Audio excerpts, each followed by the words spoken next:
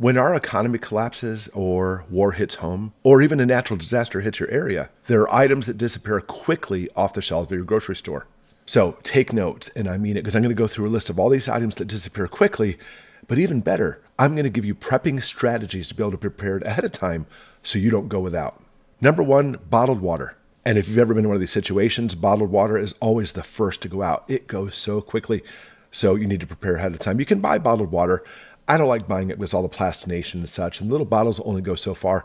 What I like to do are get those huge 55-gallon drums like this one right here. These are great. You can put them into a closet or in the basement, and with a pump, you can pump out the water all you need. And I'll link it below in case you want to take a look. But even more so, you need to have electrolytes. Lots of different types of electrolytes. You can buy Gatorade, the liquid kind or powdered. I like buying the different types of electrolyte powder that don't have so much sugar in it, but it's up to you. Make sure you have your electrolytes or your body won't retain that water when the time comes. Number two, bread and flour. Bread is a staple for most people's diets, and in a disaster, it is gone in a flash. And then next, they'll hit the flour. Both will be gone. We like to do our own bread, make our own bread. We do it in the oven. In fact, we have a cookbook. If you ever want to pick up one of these, I'll just put a link in the description below. It has our bread making recipes in there. It's fantastic, and that way you can make all your own bread. Now, beyond that, we like to buy the wheat berries, grind up our own flour when the time comes using our Wondermill. Fantastic stuff. Definitely a great way to be prepared because, again, bread and flour disappears so fast. Number three, meat always disappears. And that's interesting considering most people's fridges are out in a disaster situation. I guess they may have some kind of like huge barbecue party when the time comes. The best way for meat by far is simply canned meat. It's inexpensive, has all the essential proteins, all the essential fats you need, and stores practically indefinitely in a wide variety. So many different meats. Whatever your flavor is, your best meat that you like, stock up lots ahead of time. And number four, other canned goods. Now we're talking, and even more so, a wide variety. Fruits, vegetables, beans, anything you like. Get the things that you like to eat and stock up, stock up, stock up. Now, even better, in an emergency, you can get the quick meal types of cans. For example, beef stew or chili, or of course, one of my favorites, corned beef hash. But it's up to you. Whatever canned foods you like, stock up a lot ahead of time because they're so inexpensive and it's perfect for your prepper pantry. Number five, rice and pasta. And these disappear fast too.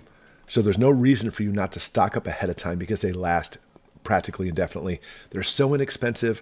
Rice and pasta, get tons and tons of it. Of course, I like getting the giant 50-pound bags of rice.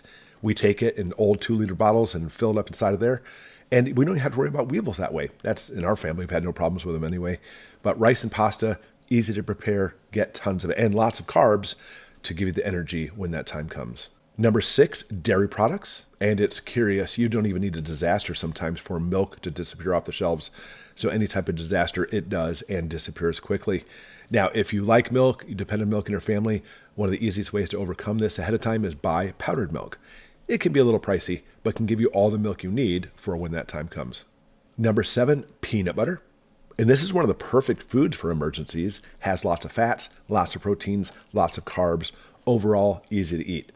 Now, I will tell you, when it comes to peanut butter, not all is the same. We buy the natural stuff because there's some like monstrosity garbage peanut butter you can get that if you read the ingredient labels, so much bad stuff in there. But peanut butter is fantastic and make sure you have lots of it. Number eight, cooking oils and fats.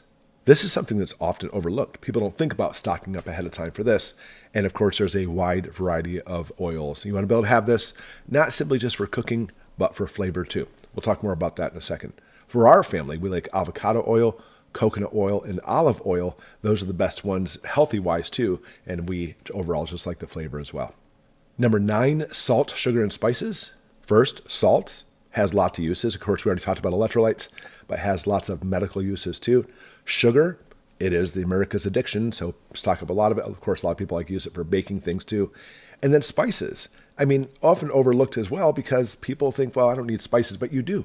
In times of crisis, you want to have as much normalcy as possible.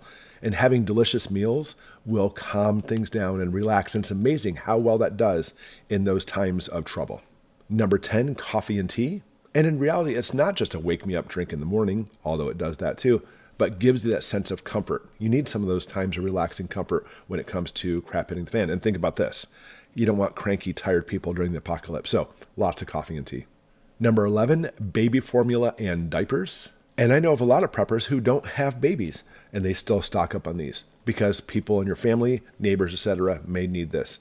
Now, when it comes to diapers, we like to cloth diaper. It's great because you don't have to worry about so much diapers everywhere, but you can simply clean them and off you go. And when it comes to formula, yeah, you can buy the canned formula, which is so expensive. I personally don't know any, but there's a lot of recipes you can get online to be able to make your own formula at home too. Something seriously to consider, especially if you do have a baby in your home. Number 12, don't forget pet food. We cannot forget our furry little family members, unless you have one of those furless cats, but I'm just kidding. Obviously, they want food too. When it comes to pet food, there's really two things you can look at. First is dry. The dry food will last for quite a while, but maybe not indefinitely.